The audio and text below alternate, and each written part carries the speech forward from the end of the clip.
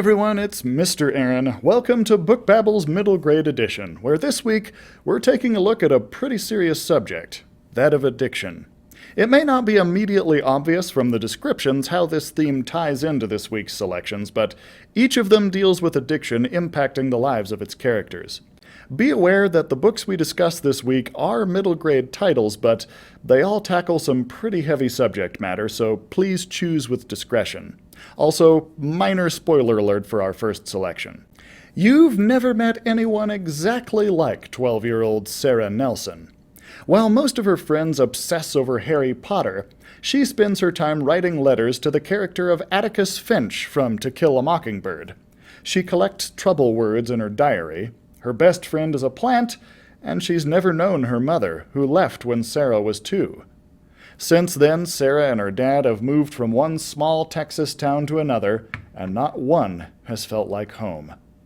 Everything changes when Sarah launches an investigation into her family's big secret.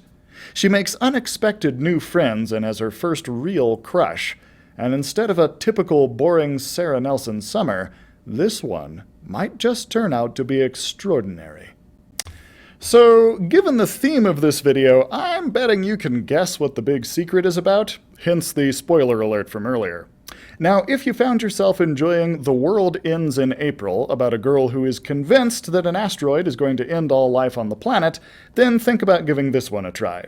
Both books have heroines who are trying to cope with a traumatic situation by diving into a project involving unusual family dynamics.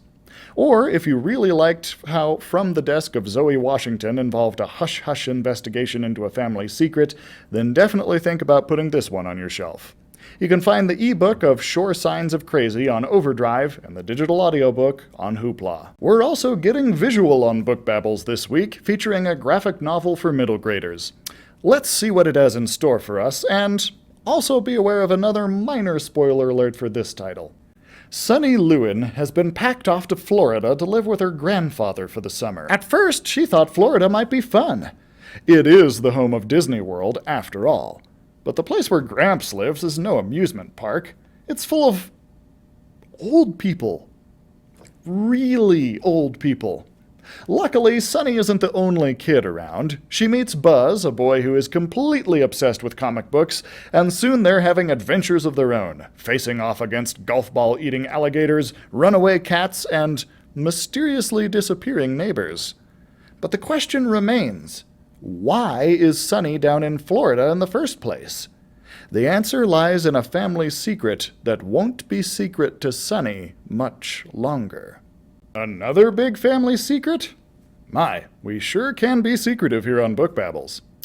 Now, if you enjoy the works of Raina Telgemeier, particularly Ghosts, for its depiction of sisters working through very serious happenings, then think about giving this graphic a try. Also fans of Awkward, a graphic novel about middle schoolers in conflict with each other, this might have something for you to enjoy as well. No ebook or digital audiobook version of this title through the library, unfortunately. One last selection for this week. Let's see what it has to say. There are 96 things Genesis hates about herself. She knows the exact number because she keeps a list. Like number 95, because her skin is so dark people call her charcoal, an eggplant, even in her own family. And number 61, because her family is always being put out of their house, belongings laid out on the sidewalk for the world to see. When Genesis reaches number 100 on the list of things she hates about herself, will she continue on? Or can she find the strength to begin again? Oofta! Keeping a list of things you hate about yourself? Now that is not a very nice thing to do to yourself at all. If A Good Kind of Trouble appealed to you for its depiction of a girl dealing with racist comments about how she embodies her own skin color and finding a path to her own independent truth, then think about giving this one a try. Or if you liked Clean Getaway, where a kid runs away on a surprise road trip with his grandma, only to realize that she may not be altogether mentally, then you might find something to like in this too. You can find the ebook and digital audiobook of Genesis Begins Again on Cloud Library.